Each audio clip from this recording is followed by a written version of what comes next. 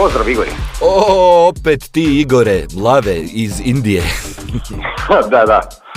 A sad mi to svi spominju, ali dobro ispao, kaj? Moj Lave, zakon si. Kako ti mogu pomoći? Što bi sad? Etiopijskog tigra? Možda bi kakvu zebru nešto, ne znam, iz Mongolije. Ne, Smile, sad me baš zanima da li ćeš mi ovo naći. Dakle, opet ne znam kako se točno zove stvar, ali o pušenju ti nešto pjeva cijelo vrijeme. Kakvom pušenju? Nije valjda prosta.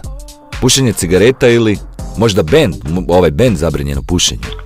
Ne, ma nešto kao ide ti ono, samo pušit samo. Čuo sam stvar, danas ste ju puštali. Igore, Lave, jer ti to meni namjerno radiš, a? Samo pušit. Mislim da si popušio pjesmu ovaj put, nemam pojma o čem pričaš, stvarno.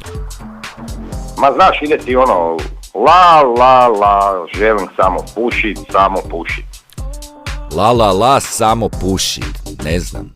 A kao neki reggae ti to nešto tako. Joj, nemoj me, nije valjda, čekaj sad, moram naći. Ali ako je ovo, opet si ga provalio Igore na najjači, čekaj.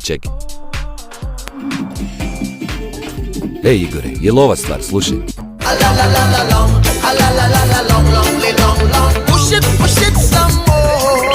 Bravo.